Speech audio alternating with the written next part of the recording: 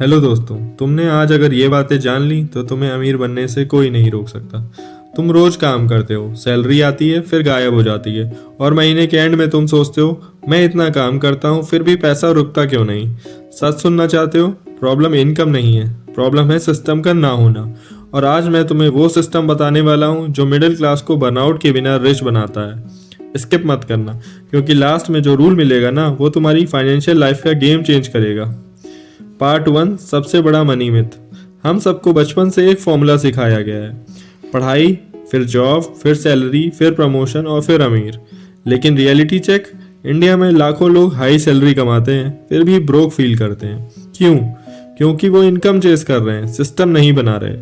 Grinding से तुम income बढ़ा सकते हो, सिस्टम से तुम वेल्थ मल्टीप्लाई करते हो। डिफरेंस समझो, ग्राइंडिंग से तुम काम करोगे तब पैसा आएगा, सिस्टम तुम सो रहे होगे तब भी पैसा बनेगा।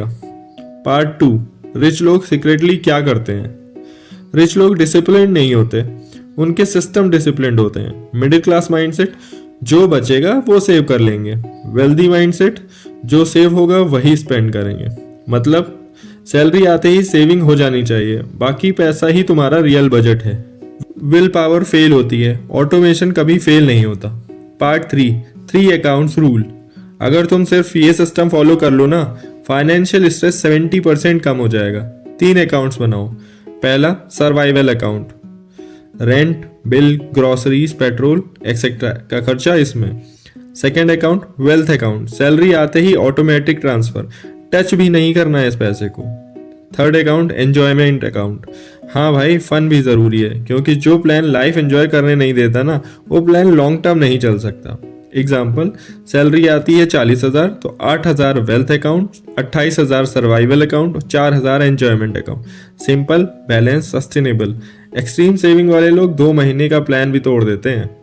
पार्ट 4, इमरजेंसी फंड यानी कि स्ट्रेस किलर।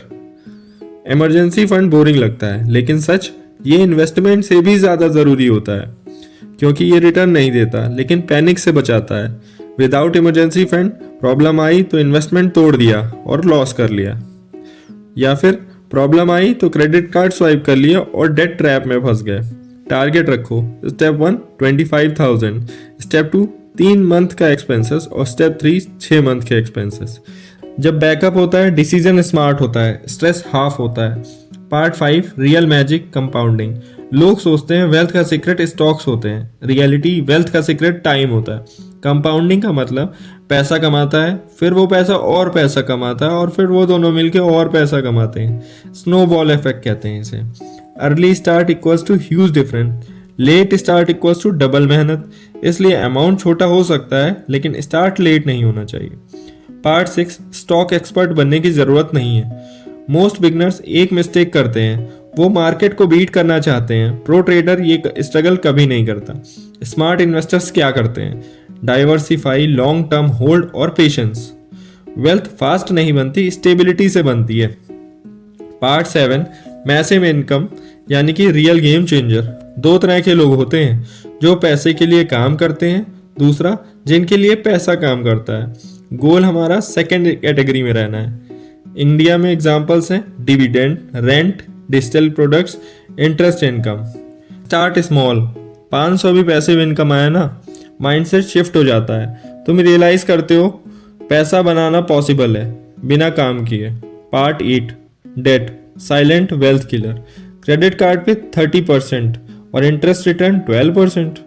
मैथ समझो, तुम इन्वेस्ट कर रहे हो और साथ में इंटरेस्ट भी जा रहा है, मतलब तुम ऑफिशियली लॉस में ही हो। रूल, हाईएस्ट इंटरेस्ट डेट पहले खत्म कर दो, ये गारंटीड रिटर्न है। Final message, real wealth flashy नहीं होता, वो बोरिंग होती है, साइलेंट होती है, ऑटोमेटिक होती है। सिस्टम बना लो, auto save, invest, diversify, debt control, patience. बस वेल्थ कोई रॉकेट साइंस नहीं होती, कंसिस्टेंसी होती है। अगर तुम सिस्टम बिल्ड करने वाले हो, कमेंट करो ग्राइंड और सब्सक्राइब करो, क्योंकि यहाँ मोटिवेशन नहीं देते, मनी सिस्टम सिखा